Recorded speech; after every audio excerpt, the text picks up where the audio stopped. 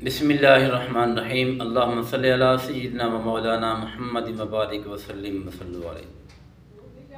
मोहतरम सामईन,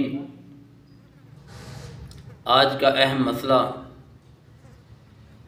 गुस्ल फ़र्ज़ में औरतों के बारे में है। वो औरतें जिनके सर के बाल गूंदे हुए हैं, जिनको आम लफ्ज़ों में मेंढियाँ बनाई हुई कहती हैं, ऐसी औरत पे गुस्ल फ़र्ज़ हो जिसके सर के बाल गूंदे हुए हैं, आया उन सारे बालों का खोलना ज़रूरी है या उनके ऊपर पानी पहुँचा देना काफ़ी है?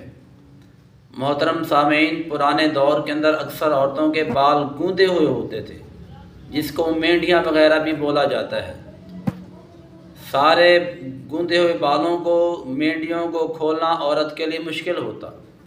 फ़ुक़हा किराम ने लिखा है कि अगर ऐसी औरत है कि जिसके सर के बाल गूंदे हुए हैं, सारे बालों का खोलना अगर मुश्किल हो, तो सारे बालों को खोलना कोई लाजमी ज़रूरी नहीं है, बल्कि बालों की जड़ों तक पानी का पहुंचा देना काफ़ी है।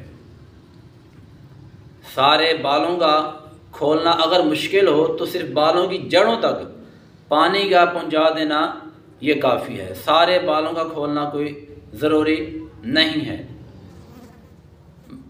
एक मसला। दूसरा मसला ये है कि ऐसी औरत जिसके बाल खुले बाल हैं, जिसके आम औरतें परांदी वगैरह लगाती हैं या कैचर वगैरह लगाती हैं या पौनी वगैरह से बालों को इकट्ठा करके बांध देती हैं, अगर ऐसी औरत है जिसके सर के बाल खुले हुए हैं, तो फिर ऐसी औरत को सारे बालों का तर्क करना ही फ़र्ज़ है।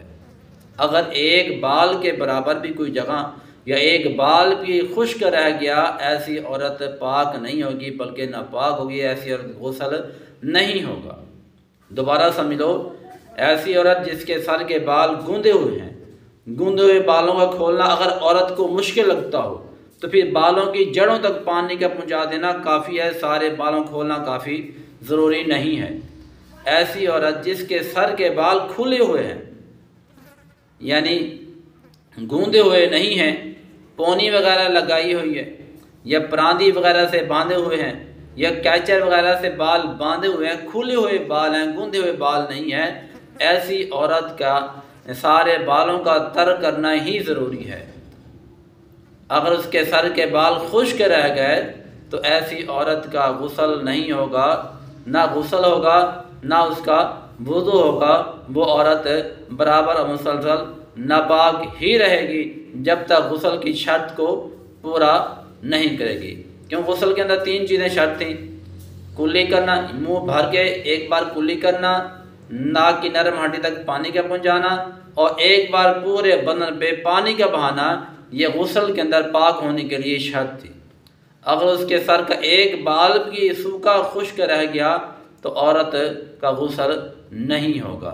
मेरे मोहतरम सामीन, मेरी प्यारी माँ बहनों, ये अहम मसला है। औरतें इसमें गफलत करती हैं, गफलत नहीं करनी चाहिए। अपने उलमाए किराम से मसाइल सीख के ज़िंदगी गुजारा करो। अगर कोई ऐसा मसला दरपेश आ जाए, उलमाए किराम से, मुफ्तियान किराम से मसाइल पूछ के अपने दिल को इत्मीनान दिलाया करो।